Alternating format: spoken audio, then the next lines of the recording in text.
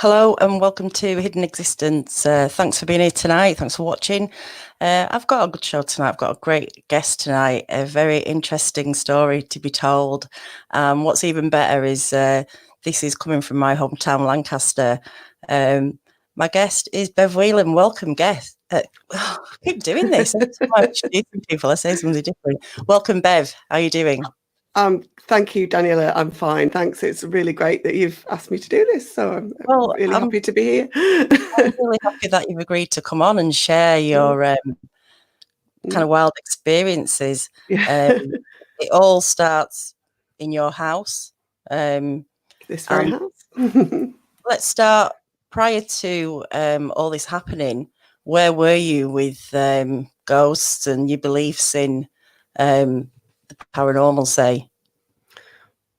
It's a kind of an odd story because my family are very big believers in ghosts, and several members of my family, have psychic experiences and all of this kind of thing. And I was brought up with all of that, but I was always, I think because when I was very young, it used to scare me. I didn't like to think about it. And so I was very much in denial, like for a very, very long time. I was, I would always be very skeptical, always look for I was really interested in scientific kind of investigations of ghosts and the paranormal, because I thought it's great, if you can find some evidence that this kind of thing happens, then maybe I'll buy it. But otherwise, I'm not interested in that, not going there. So I was very skeptical and very, I thought everything had an explanation, and that it was either psychological or it was, other sort of material reality things that were going on. So I was very dismissive of it, to the dismay of my family, who've always been really into it.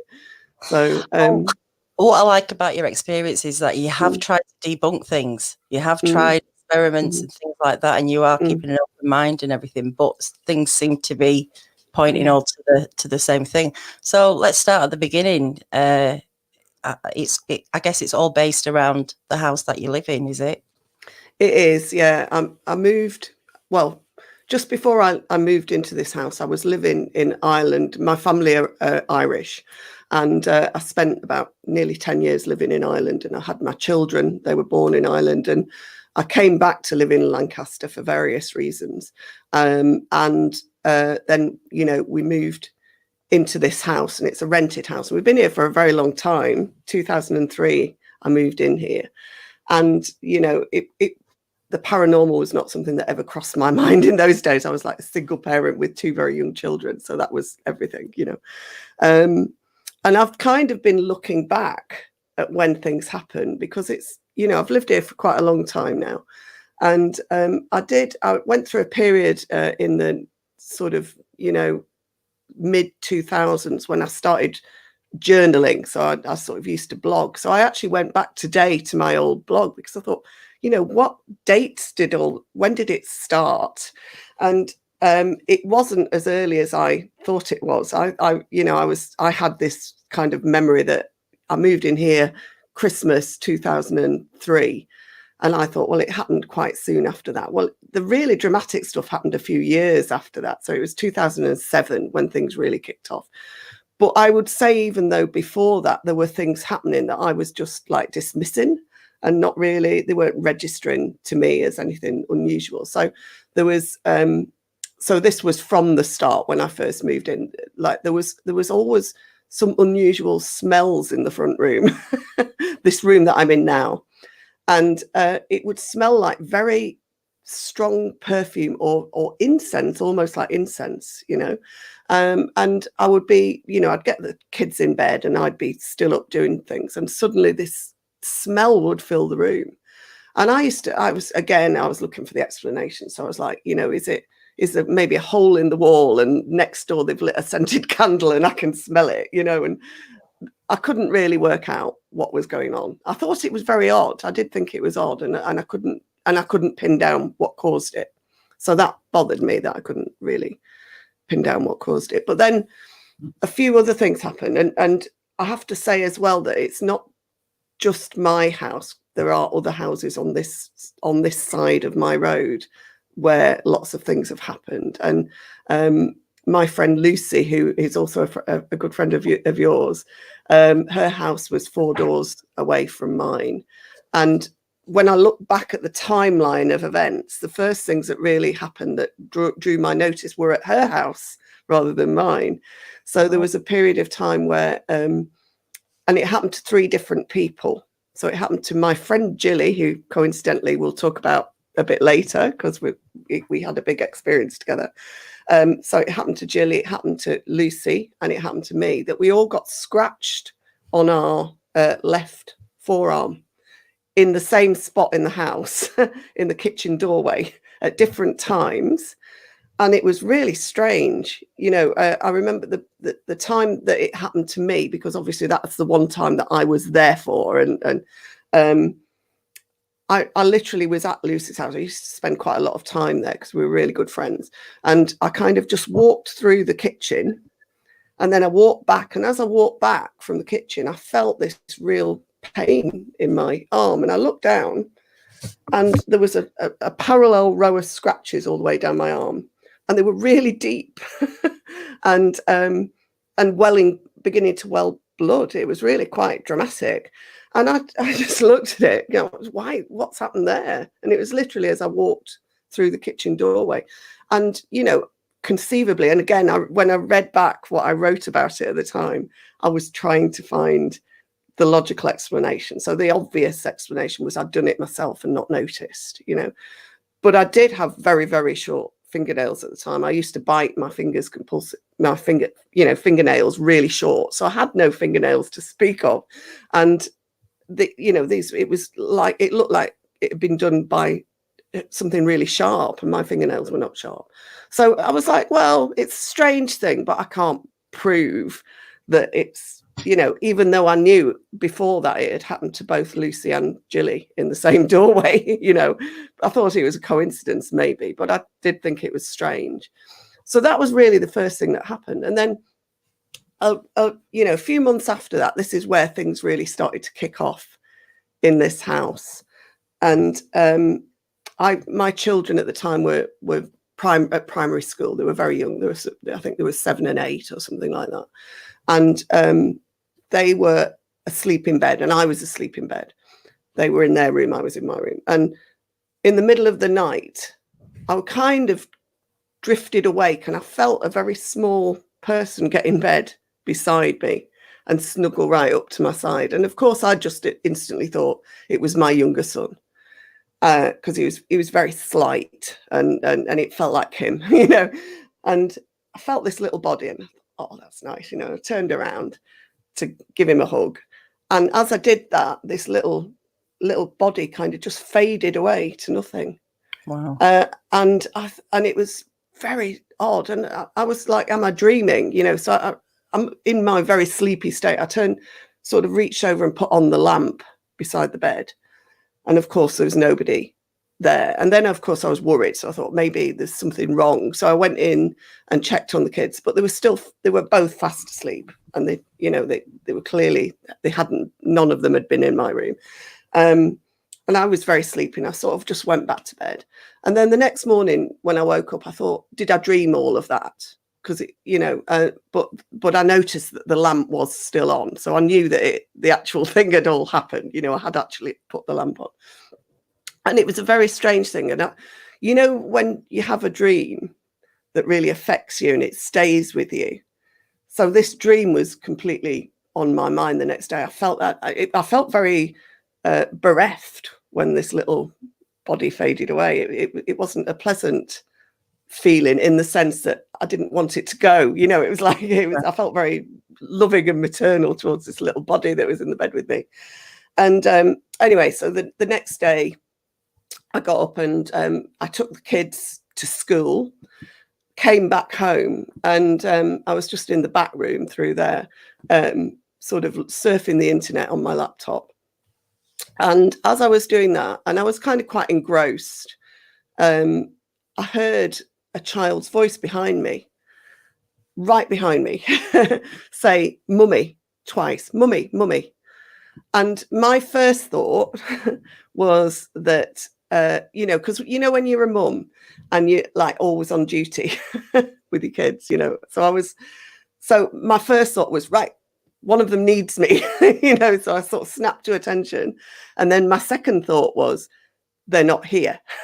So who's that? You know, and I kind of froze and sort of looked around, and of course there's nobody there.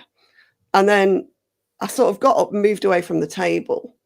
And as I did that, I heard the voice again from up the stairs, you know, and my whole body kind of froze because I thought, I have actually heard that, and there's no one in the house.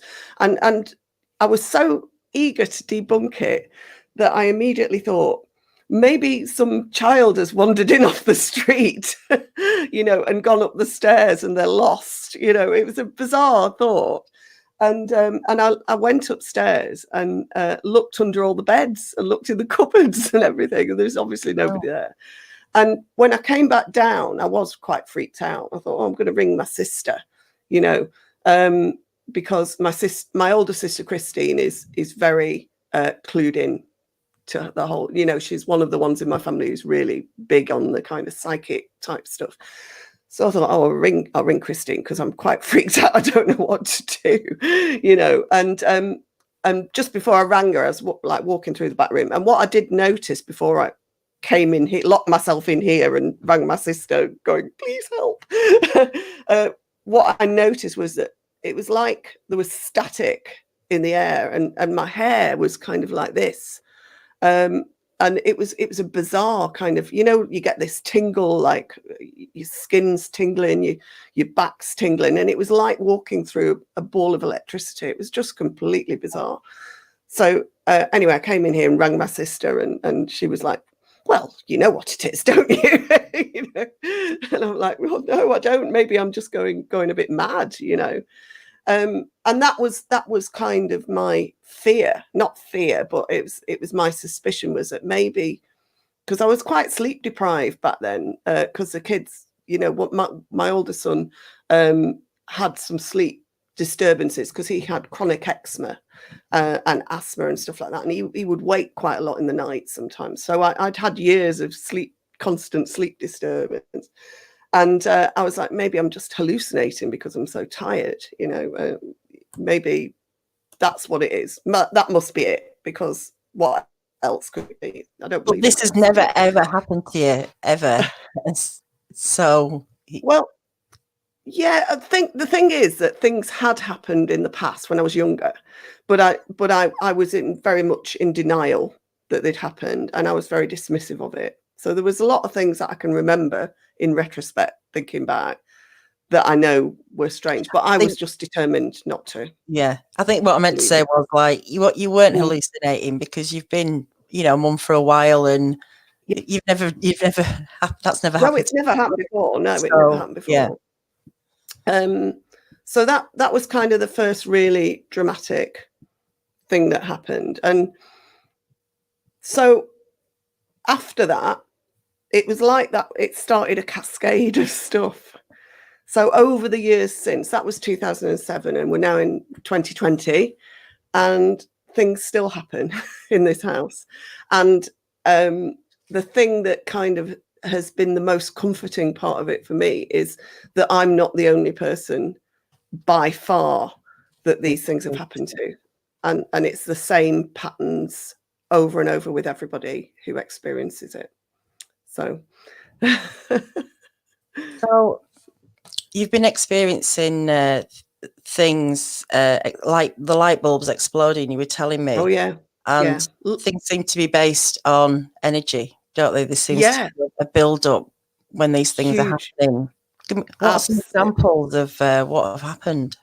Right. So it's a kind of like the poltergeist type activity that happens in the house, of which there has been an awful lot. So, and you're right about the energy, because, and you're also right about it being like a build-up, because often what I've found, there's kind of a cycle that this seems to go through. So you know, things will gradually start to go wrong with electrical equipment in the house. So, for example, I can't keep light bulbs in this house. Light bulbs just go all the time. And I have to buy them in bulk. So, because you put a light bulb in, like 2 weeks later it's gone, and you have to put another one in.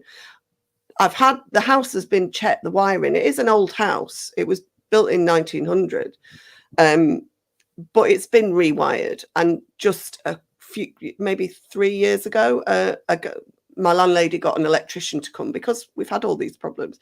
She got an electrician to come and kind of do a complete overhaul of the wiring. So he was here for about a week, kind of, sort of checking everything, making sure it was safe, put in a whole new fuse box and all of this kind of stuff. And I remember saying to him at the time, is there any reason why the light bulbs go all the time? Not just the ceiling lights, and they're on their own circuit. Yeah. It's lamps as well, which are on a different circuit. Why can't I keep a lamp? If I've got very few lamps. That's kind of probably the only lamp in the house that works, the one behind me, because when the bulbs blow in the lamps, they blow with such ferocity that the fuse goes as well. So you have to replace not just the bulb, but the fuse every time, and it's a nightmare just keeping it going. Yeah. The bulbs in the ceiling, twice a light bulb has shattered dramatically with me under it and showered me with glass, which is kind of quite, it's quite an aggressive kind of thing, isn't it? It's very startling when it's happened twice. It's quite a big coincidence. Another time in the kitchen, we had it was a round sort of globular kind of glass shade in the kitchen, and I'd been cooking. It was a Sunday, and I was cooking some dinner, and I literally just walked out of the kitchen when this really heavy glass lampshade crashed to the ground behind me and just smashed to smithereens across the floor. If I'd have been under that would have done me an injury. That was so that's 3 kind of exploding things. I've had a light bulb leap out of a lamp when I switched it on. And it wasn't. People will have just packed a bag and left at this point. I know, yeah.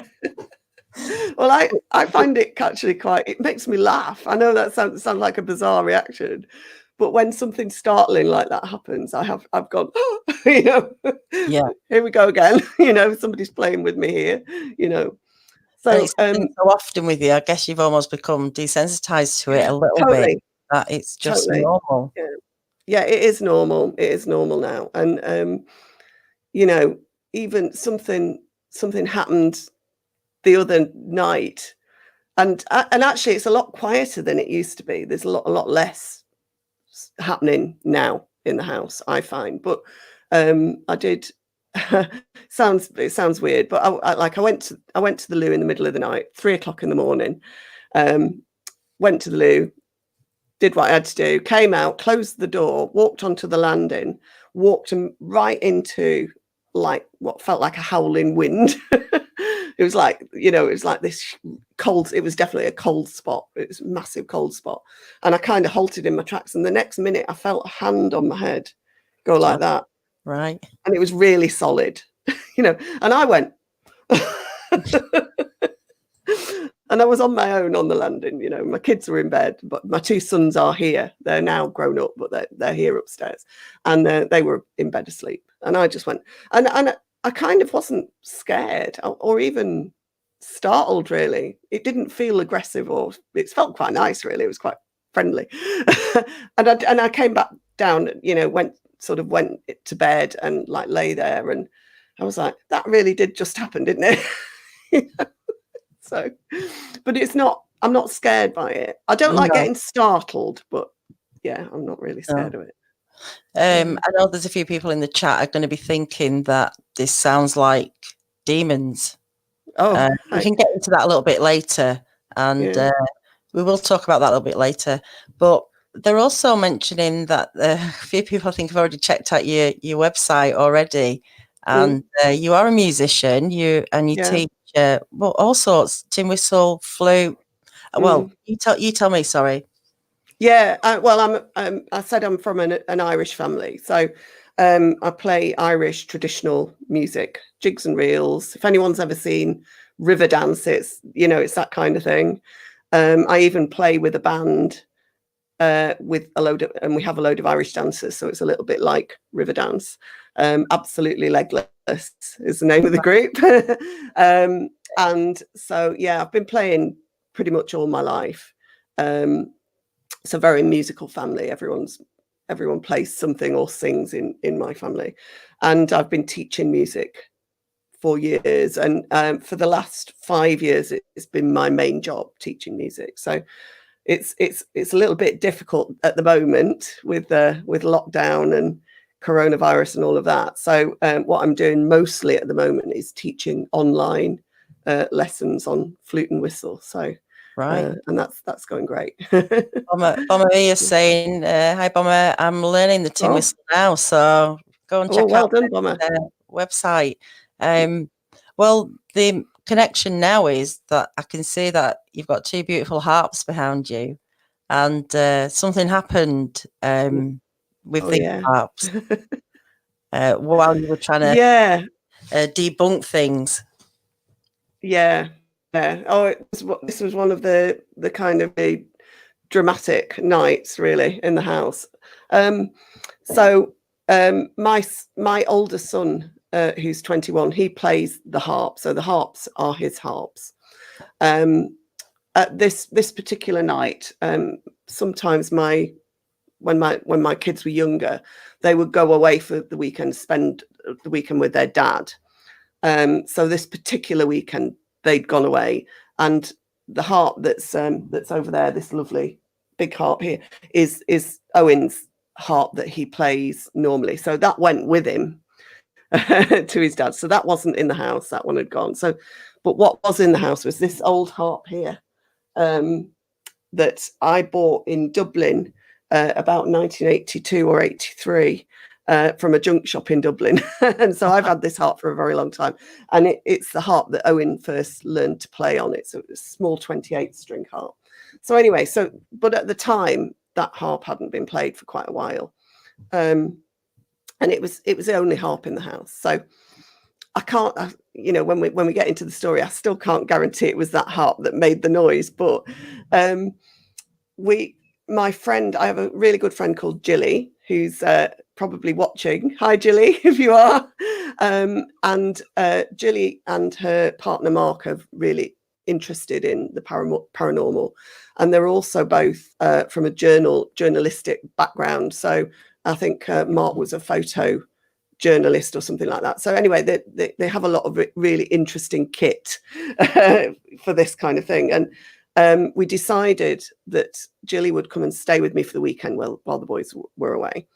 And we'd do a kind of a vigil, an investigation in the house while the boys were not here. So she came over and we got ourselves set up. And we set up a video camera, because there's been such a lot of activity kind of on the stairs and on the top of the landing at the top of the stairs.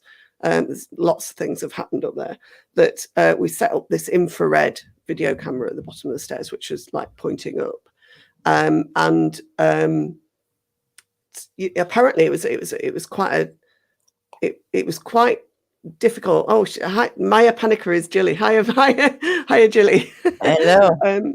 So we, she got the camera on, and there was a convoluted sort of way you had to do it, and it was working.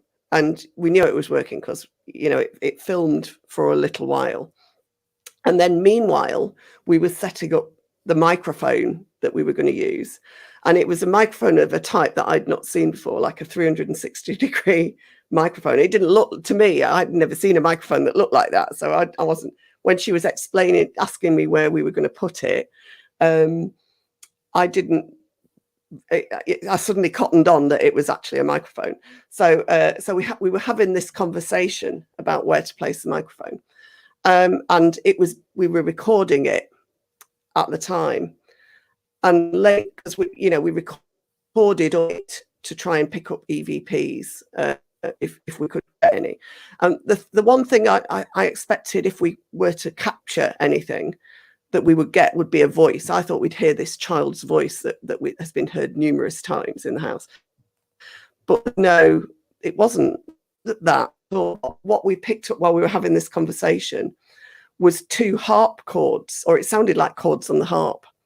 You know, I think at the time, I can't remember what they were, but I worked out what actual chords they were. You know, that harp was in the room, in the corner, but there was nobody playing it. It was like it was on its own in the corner. It was not nowhere near in tune, and what came out over on this recording was in tune. So you know, that was bizarre. But the thing is, we didn't hear it ourselves at the time at all. It was just came out on the recording. When we listened back later, we were kind of aghast, you know, where that come from. And I mean, you and I had a conversation about this, that we did try to debunk it, because we thought maybe it's a notification on a device or something like that. But there was absolutely nothing that either of us had that made that sound. And also there was nothing actually in the room where we were doing the recording that would have made that sound. So, because we were very careful to make sure there was no extraneous noise before we started. You know, we moved everything into the living room, everything was switched off. I had the cheapest, worst mobile phone that you could ever have, and it didn't even make noises like that at all. Just rang, that was all it did. So anyway, yeah, so we recorded it, and it was quite startling. Well, I'll play that. But you've also got 2 clips, haven't you? Yeah. So if you explain the other one, and then I'll play them both together. Yes. So the other one was very late, because we stayed up all night hoping to catch something.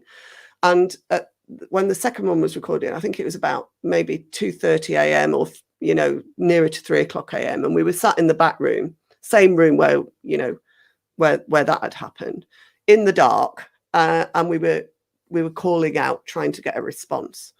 And we'd been doing that for a while. And,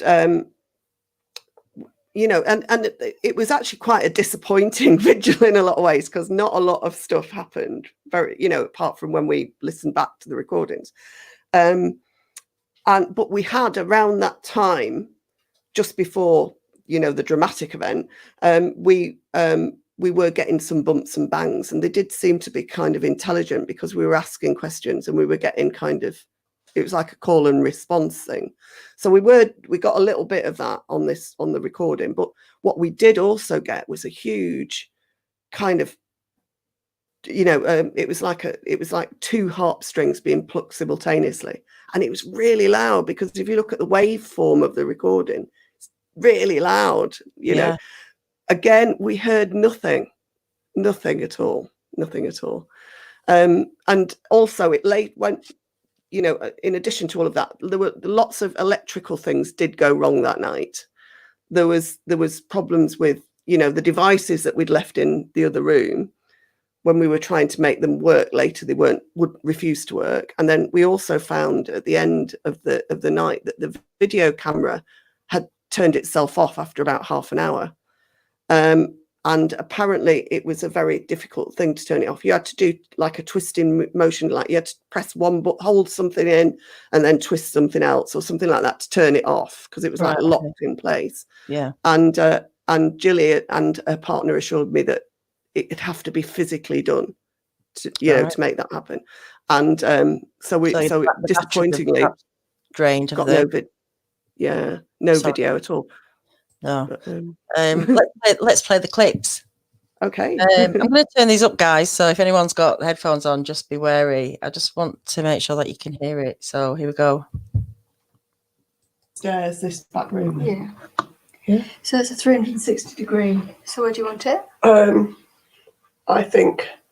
So that's actually a microphone. That's a microphone. That's why I was thinking, well, no, that's probably the right place. Right. Can hear it distinctly. It's quite bizarre, isn't it? Yeah, I'll just play it again. Stairs, this back room. Yeah. Yeah. So it's a 360 degree. So where do you want it? I think. So that's actually a microphone. That's a microphone. That's why I was thinking, well, no, that's probably the right place. That's probably the right. That is so strange. It's really odd.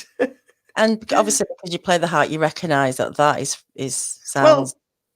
Well, it does sound like a harp. It does sound like a harp. Yeah, yeah. It's Right. kind of strange that we've got a house with harps in it, that we got that sound. I'll play the second clip.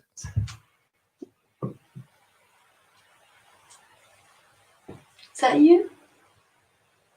My hair's gone on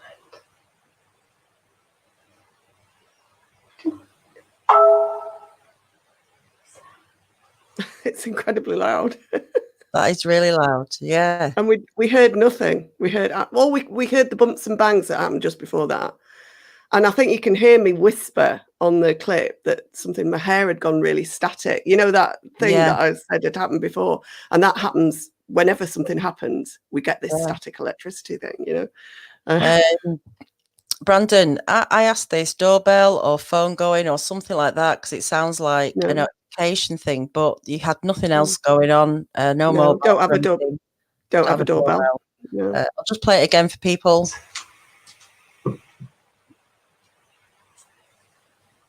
Is that you? My hair's gone on end. Now that would have taken quite a bit of energy to to make that sound. But you know, I still can't believe we didn't hear it. That's the weird thing, because it is really, really loud on the clip. And like I say, you can see on the waveform how loud it is, but we heard nothing. We were desperate to hear something and we didn't hear it. It's crazy. So there was another experience you told me when you were sat on the settee. Yeah, this again, like the weird poltergeist stuff. So again, the kids had gone away for the weekend. They'd just gone. It was a Friday evening. They'd just gone away with the dad. I was like lounging back on the sofa, like you do when your kids have gone away. And I was actually talking to Jilly on the phone. And as we were just chatting, and I'm like, oh, I'm really glad they've gone for the weekend. I've got my weekend off now. Chatting away. And as I caught a movement out of the corner of my eye, and it would have gone from there to there. My kids had a frisbee. It was a green frisbee. There was only me in the house. They'd gone, and I was just lying on the sofa, and the frisbee rolled like right from, I don't know where it even came from, but it just rolled on its edge from that side of the room, right past me to this side of the room, and then kind of like went like this and wobbled and fell to the ground. And I just went to Jilly, well, a frisbee's just rolled past on its edge. Like they do. Normal, you know. So there's a kind of a playfulness about those kind of things, you know. It just, again, it makes me laugh. And other kind of similar kind of jokey poltergeist things that have happened, that we have a very common experience in this house of things going missing, and then you search for them and then they reappear, but in the most obvious like place, you know. And that's happened quite a lot, you know. And the most dramatic one was my older son, who has, you know, eczema, asthma and all of that kind of stuff. When he was younger, he's all right now, but when he was young, he was quite poorly some of the time. And we used to, because his skin was so bad, he used to have a bath and every night, and then we'd put all these emollient creams on and all of this kind of thing. And I used to have to change his bedding every other day at least, you know. And I'd just done I was shattered, you know. I was like, I really want him to go to bed now. So I got him, both the boys were in bed. The younger one was already kind of drifting off to sleep. Owen was lying there, and the last thing we needed to do was give him his inhalers before he went to sleep. And so he had 2 inhalers and like a spacer thing that, you know, you put over your nose and mouth to breathe it in. So the last time I'd seen them was on the bookshelf in the bedroom, his bedroom, and I couldn't find them. So I looked in the bathroom, I looked downstairs, everywhere I could think of, trying to find his inhalers. And meanwhile, he was really quite wheezy. and he needed it. I knew if he couldn't have it, he wouldn't be able to sleep, you know, and it was going to be difficult. So I really needed to find these inhalers, and he was tucked up on his bunk bed on the top bunk, waiting for me to find them. He's tired, you know, waiting for me. And I said, Owen, you've not seen them? Do you know where they are? No, I don't know. So looked everywhere. And then I was kind of really at my wit's end because I was really quite tired. And I was in this room, came down in here, and I was like, oh, where are they? And I just went to the house in general. I said, look, I went, he really needs it. He's really wheezy. He needs it right now. Please, will you let me have it back? Right. The next minute I heard him, he shouted me from upstairs and he said, Mom, I found it. It's here. So I went upstairs and he was still in bed, tucked up. You know, he hadn't moved. And on top of him was the inhaler, but 2 inhalers and the spacer on top of the blanket. And I said, where did you find that? And he went, I don't know. I just looked up and it was there. And that was like completely bizarre, you know, but I was very glad that I got it back. And then another time I cleaned the kitchen, and I cleaned off all the surfaces, and you know, there was a little bit of a smell that I didn't like. And I've got somewhere I had this Febreze stuff that you spray to make, you know, the nice smell. And I was like, oh, I wish I could find the Febreze, but I couldn't find it. I looked everywhere. I knew I had a full bottle of it somewhere, but I couldn't find it. Oh, where is it? And then, so anyway, I was cooking, you know, and I just went, oh God, I wish I could find the Febreze like that. And then I turned around, and on the surface, right in the middle of the empty surface behind me in the kitchen, Febreze was right in the middle. And it hadn't been there because I cleaned everything off, you know. The one thing that I was looking for, there it was. And I literally stood there and laughed my head off. And nobody else was in the kitchen. No, you know, it was only me. No. Yeah. I know now loads of people are watching this going, this is not a good thing. But you feel something good about, you feel this is a good thing, or a good energy you're getting off this. Yeah, I don't feel worried by it. No, the house is what, 1901, did you say it was built? Yeah. So 20 years old. Not,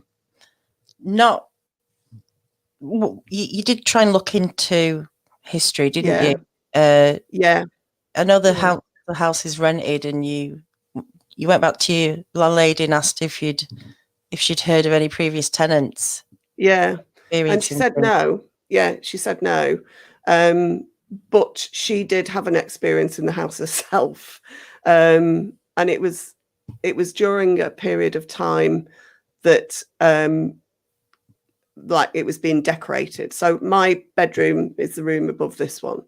And so it was all being re-wallpapered and painted. So she'd been in a few days earlier to prep the room. So she was like, her and her grandson were in, sort of, you know, peeling off the wallpaper, ready for the decorator to come a few days later. So while they were in the house, I was out and my boys were out. They were at school, I was at work. And while they were working in the bedroom, they heard somebody come up the stairs. And that's a common thing that people experience, the noise of somebody running up or down the stairs. Everyone who's had any encounter in this house has heard that, you know. And anyway, so she heard somebody run up the stairs and go into the bathroom. And then she heard the tap running in the bathroom. And so she naturally assumed that either me or one of the boys had come home. And she called out, but there was no answer. Anyway, a little while later, she went into the bathroom. The tap was still running, but there was nobody in the house, you know. And I remember her telling me about it because I had mentioned to her at that point that there'd been some strange things happening. And she said, well, you know, I have to tell you this happened. You know, I was like, oh, you know. And then one of the really dramatic other, you know, sightings of something happened 2 days later when the decorator was here working. And again, I was at work, boys were at school, and he was working in my bedroom, painting the walls or whatever.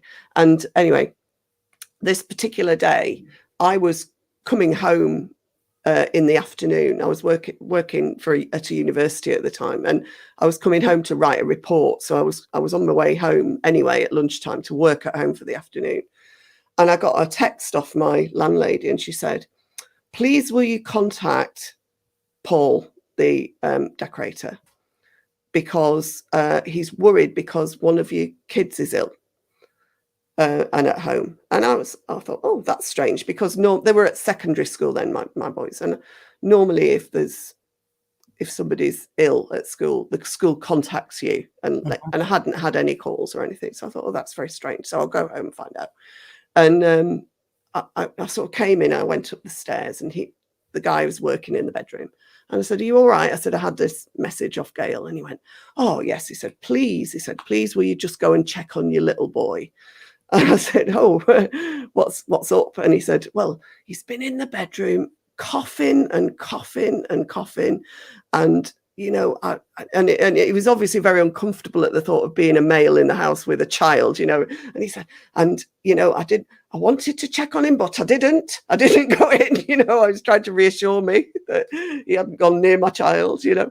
And he said, "But please, will you check on him?" I said, "Well, you know, my boys are I think they should be at school. So, but I'll just go and check." And he was, "Oh, please, will you?" So I went in the room, and of course, there's nobody in there at all.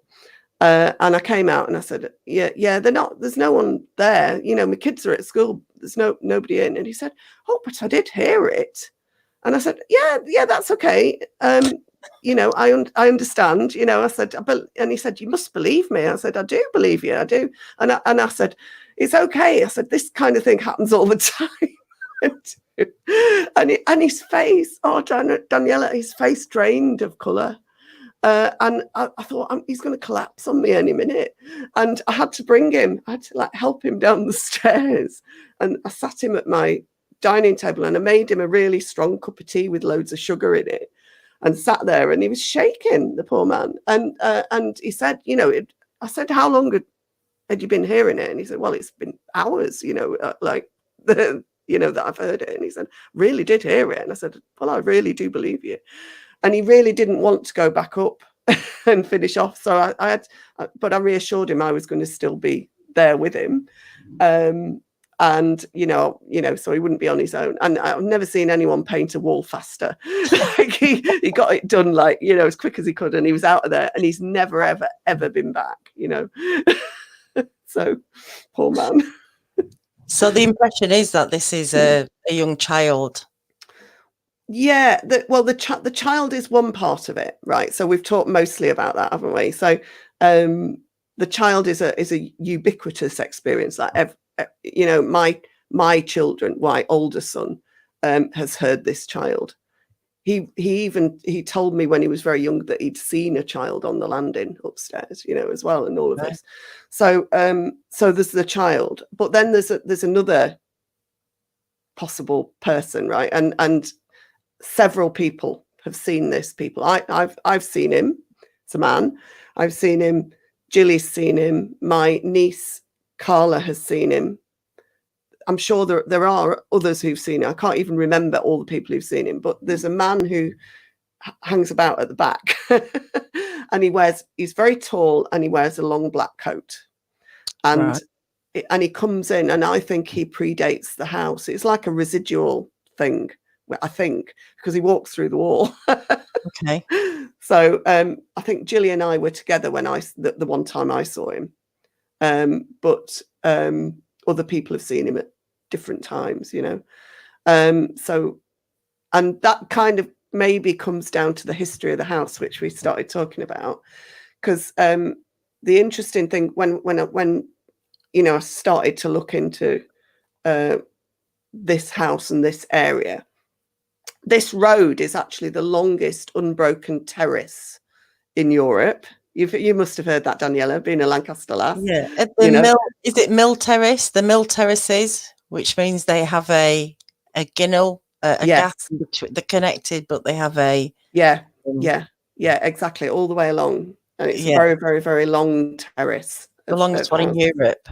Longest in Europe. Yeah. And I know about 10 people who live on there. I think most of them half a Lancaster live on. They do. It's like the art quarter, isn't it? All They musicians do, and things. They don't now. They did do once upon a time. I mean, I even had an allotment at the end of Road. Down the end. Yeah. So anyway, I think one reason they've managed to make a very long terrace is because there's nothing at the back of us apart from the railway line. So this row of terraces follows the path of the West Coast Main Line. That's at the end of my garden. And so the West Coast Main Line was built, I think it was like between 1840 and 1850, something like that, around that time.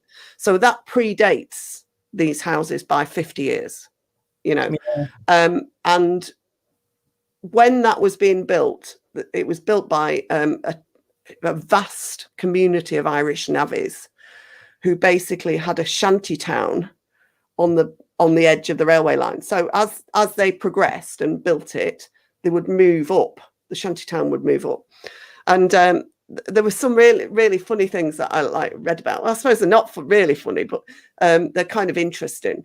That there was huge unrest. Like local people didn't really like the navvies. They thought them very rough and ill-bred and all of this kind of thing. So there was always a bit of aggro between them. And I think 1850 there was a riot in Goldgate, between the navvies and the locals, which is if I know you and I are familiar with Goldgate, aren't we? But it's a little village, isn't it? Or it would have been then a little village. Yeah, sort of. It's very small here.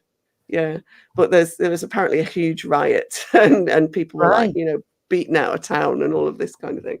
So anyway, so there was a navvy camp along here. So I find that quite interesting because this guy with the long black coat who walks through the wall, maybe he's a navvy. I don't know.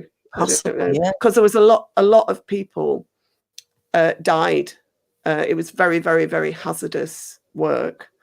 People suffered very, terrible disabling injuries doing that very backbreaking work.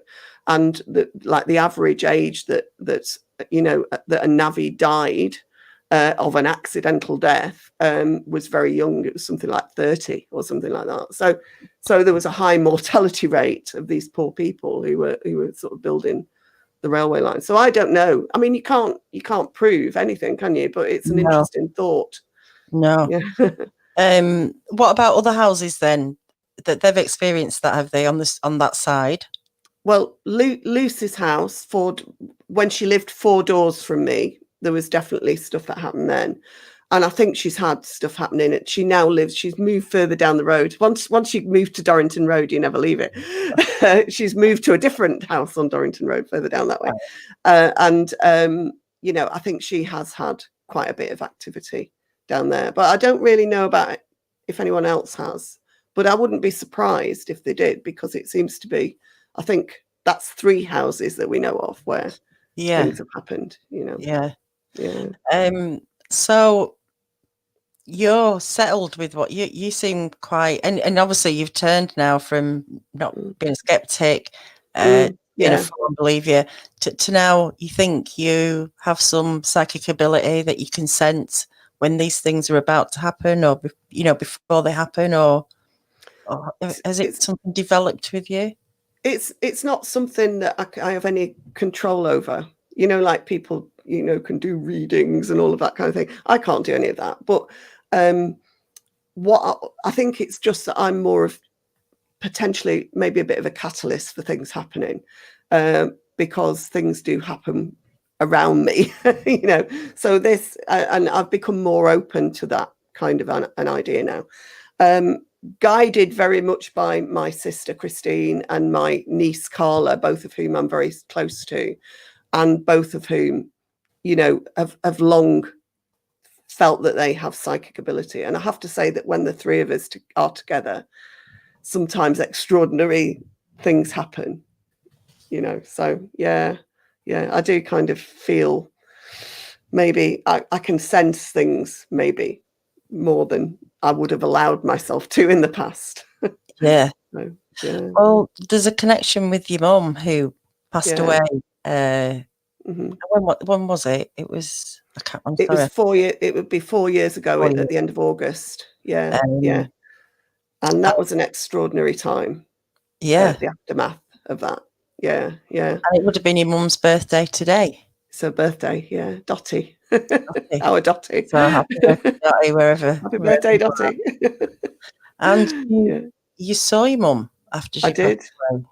I did. And in fact, well, all of us had experiences. So first of all, when she was dying, she was very ill. She had cancer, and she ended up in a hospice and died in a hospice. But before that, she was ill at home for a very, very long time. And we would all sort of go in and out and, and be with her, And at that time, when it was clear that the end was quite soon, like there was a lot of odd things happening at her house and also at our houses. So it was like, they say the veil is thin. It did feel like that. So at her house, like I remember sitting in with her on my own.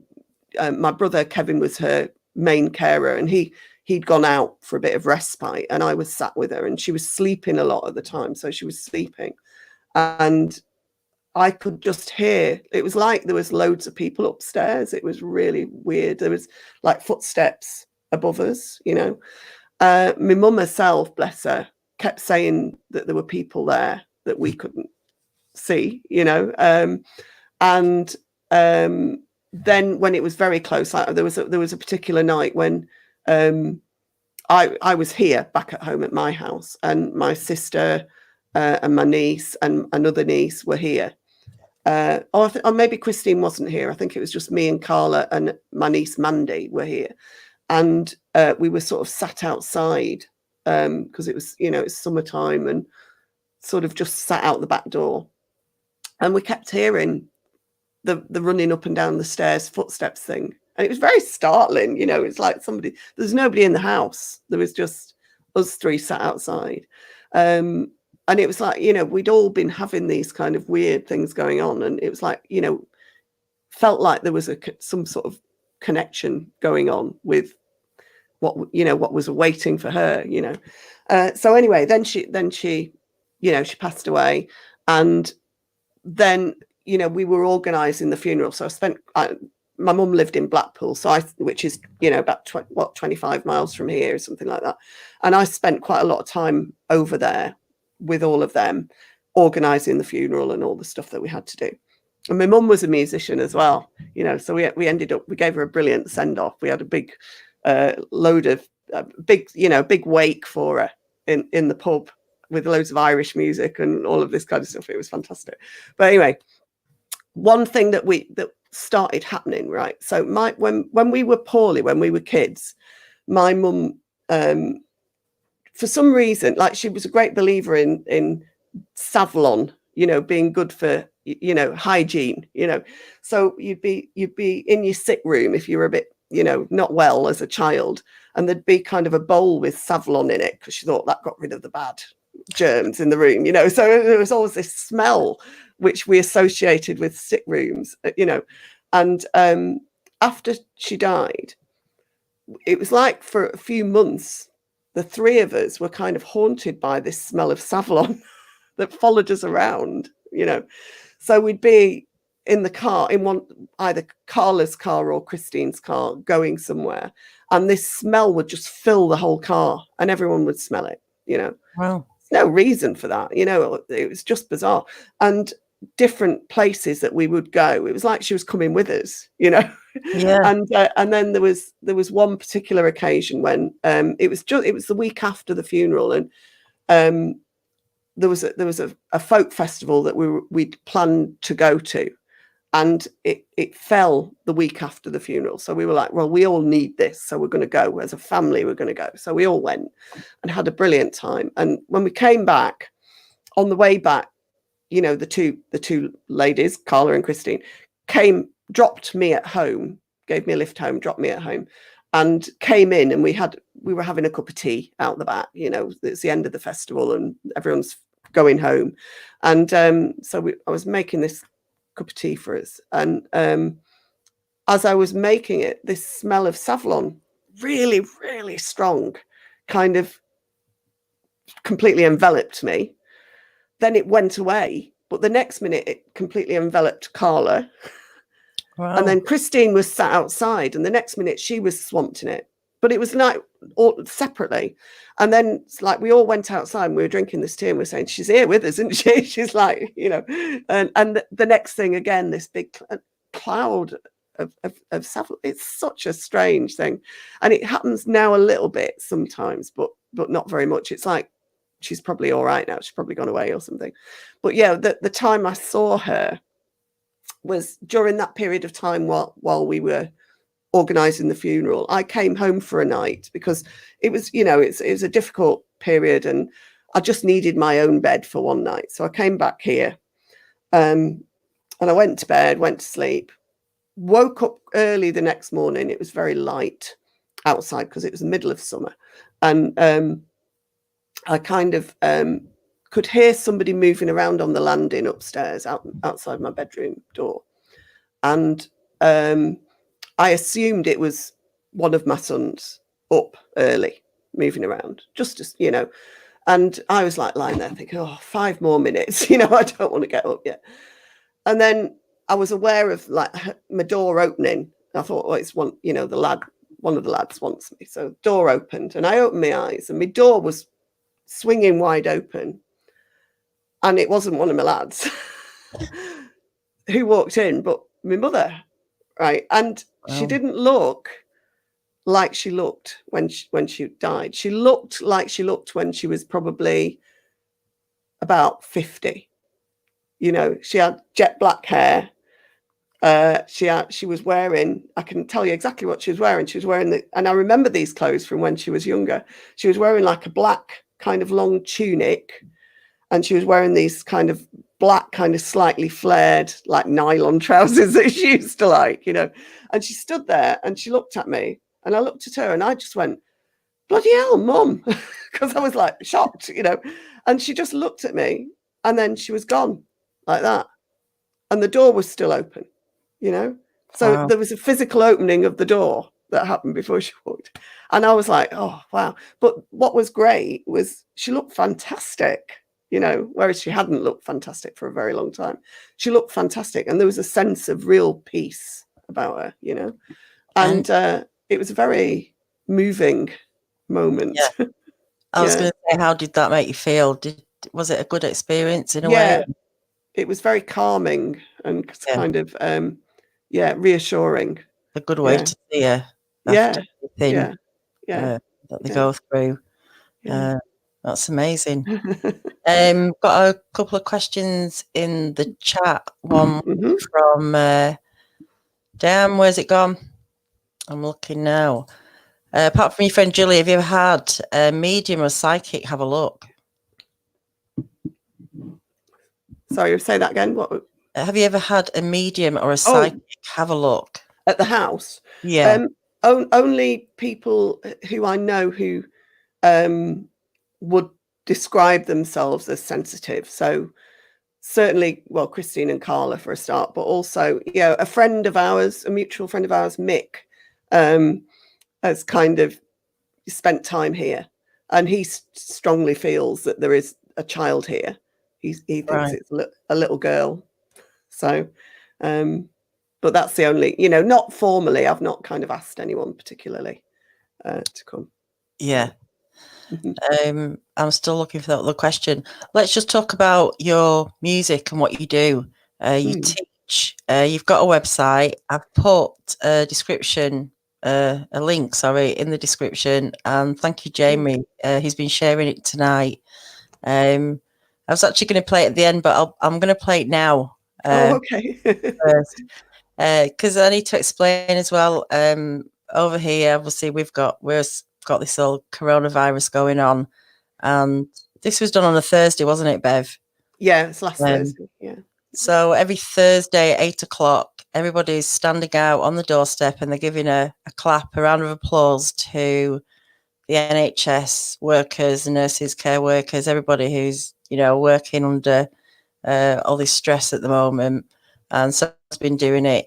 And last Thursday, you went out on your doorstep, with your flute, because I don't want to get it wrong. Was that it was a flute, was it? It was. That was the classical flute rather than the Irish flute. Yeah. And it is absolutely beautiful what you played. I've listened to it a few times today. So I'm going to play this now for everyone. So this is Bev on a doorstep. I think she's in her socks as well. I am in my socks. Socks, I've got them on now. Look. Have you got? Let's see if we can get this up. I want it to cover the whole screen. If it will. Whoops, I'm lost. Let's see if we do it. It needs to go a bit bigger than that, doesn't it? I can do it like this. Okay.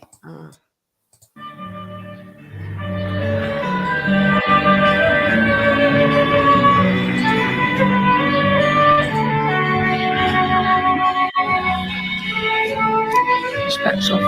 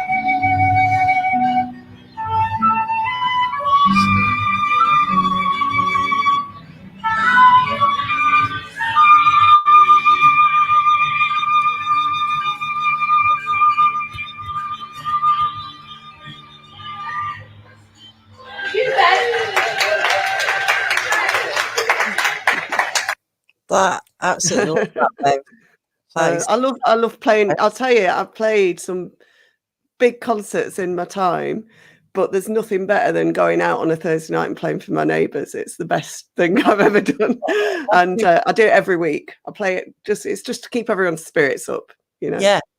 I take requests from them and I play them what they ask for. Yeah, brilliant! I can't wait for next Thursday's. Yeah. So there was another question come up while that was playing. Did you feel any hostile energy against you? Is it only? It's an interesting question. Generally, I feel pretty safe, but I cannot deny that some of the poltergeist things that have happened have been very much directed at me, and there has been kind of there's certainly been some force behind them of some kind, you know. So I told you about the light bulbs and things like that, and there was another very dramatic experience that didn't feel pleasant really. And I've got a very good friend, Mandy, who may be watching. I don't know. She knows about it. So if you are, hi Mandy. And Mandy has like I've got 2 boys and she's got 2 boys, and she was visiting me it was around Christmas time, and so we wanted to have a bit of time together. So what we did was we got all the 4 boys into the other room here, you know, and put the TV on. They were watching like Disney film or something like that, and they were all tucked up under duvets. It was all very cozy. And then we were going to come back in here and watch a DVD together. So first of all, you know, I said that when there's this build up thing that happens. So electrical equipment going wrong is always a clue. And simultaneously her phone stopped working. She couldn't use her phone. She had a BlackBerry, I think, at the time. She couldn't get it to work. And I was trying to make the DVD player work, and it was doing inexplicable things and wouldn't work. And it was a brand new DVD player. And this was all happening at the same time. So I was trying to fix it. And then I thought, well, I'll just check the kids are all right. It's not working. We'll leave it for a bit and I'll come back to it, but I'll check the kids are all right. So I went into the other room and the kids were all fine under the duvets watching Disney. But what I noticed in the back room was just by the door here, there was a really foul smell. And it was like vomit. It's all I can describe it as. And I said to the kids, can you smell something in here? And Owen typically, said, it smells like poo.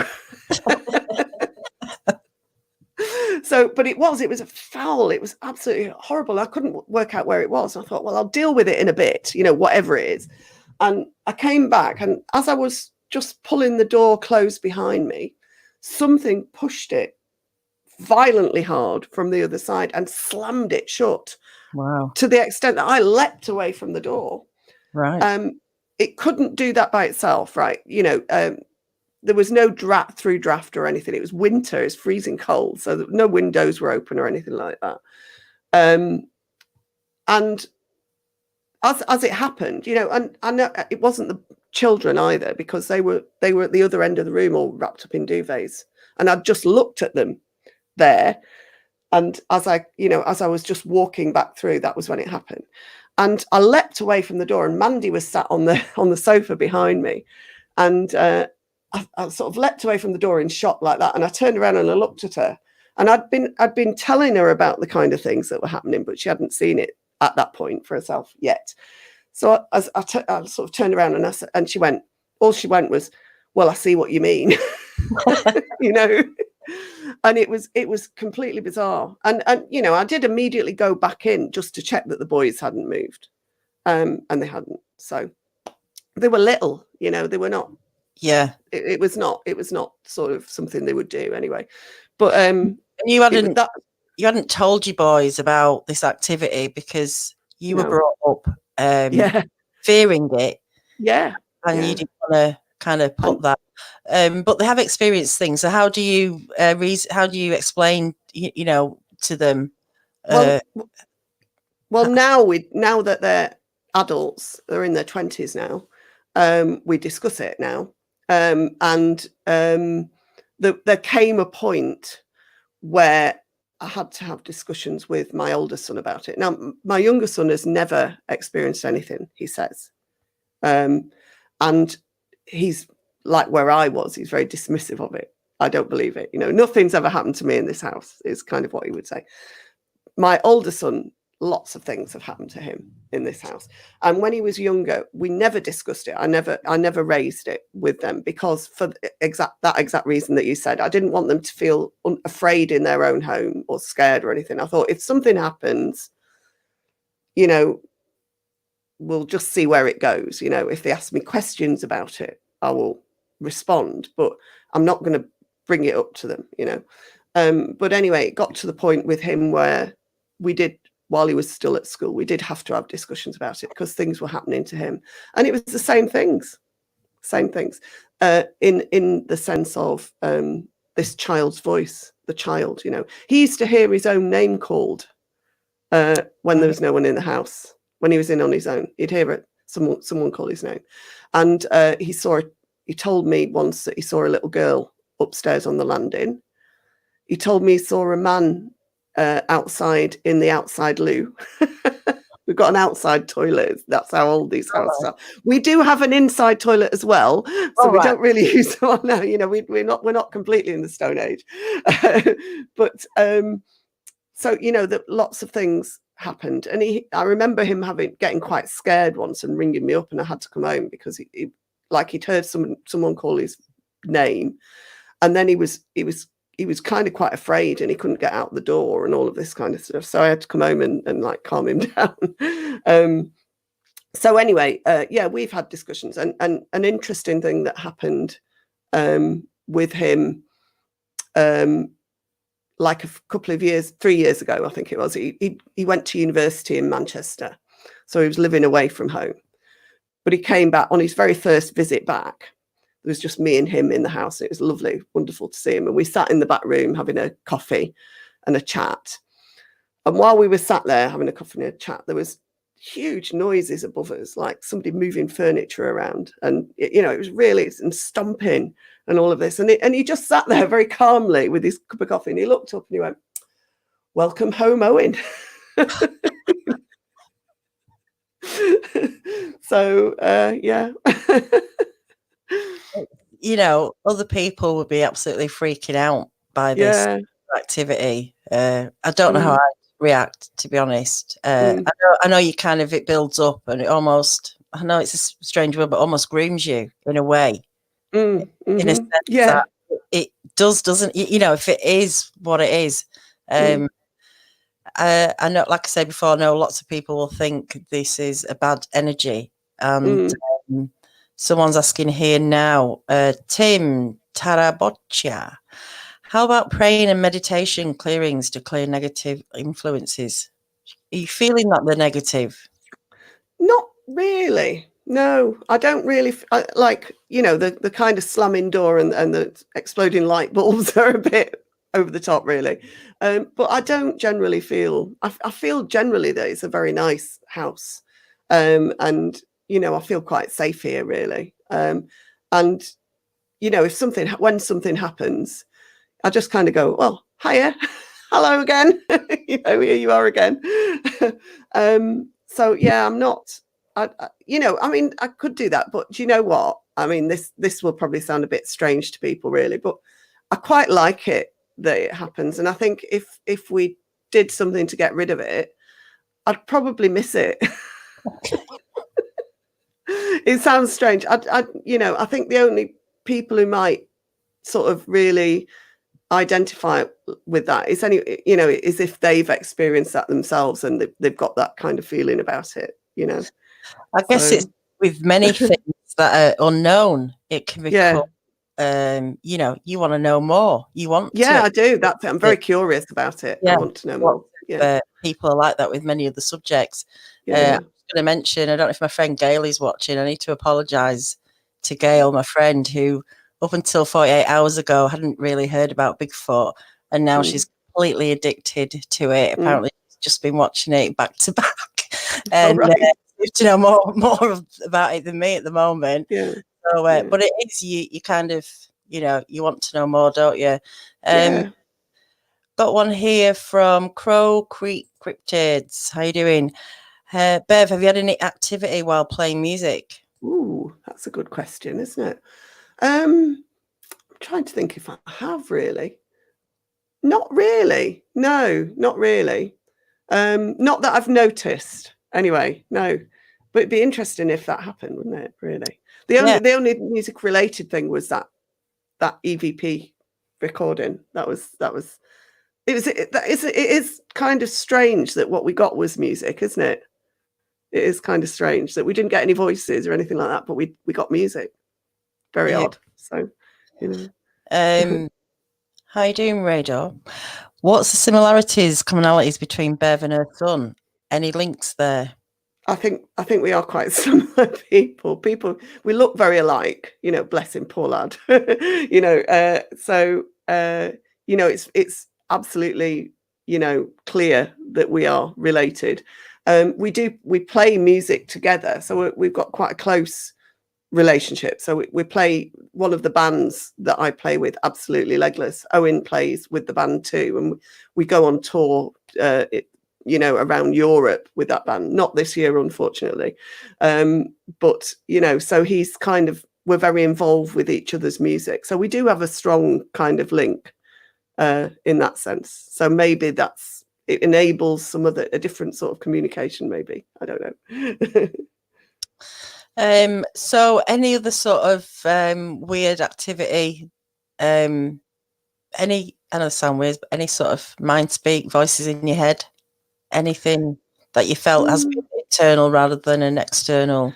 I suppose a little bit, yeah. In the sense that I've kind of had, in recent times, I've had kind of not so much premonitions, but kind of like an inkling that I was going to get some sort of news, So I wouldn't want to talk about it in too much in depth, because when I'm talking about people's loved ones passing on, Okay. and before it's happened, I've had some sort of experience, and I wouldn't sort of want to upset any relatives or anything like that by talking about it, because it's personal to them, that they've lost a loved one. But there have been a couple of times where somebody that I knew has died, and a couple of days before, I've had either a dream or a feeling. One particular person, I just had a very overwhelming sense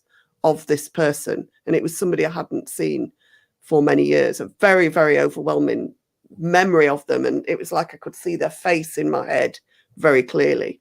And then a couple of days later, I got the news that person had, had passed away. And that was quite, and at around that time, actually. So that was quite, that kind of thing. So yeah, there is some internal stuff. Yeah.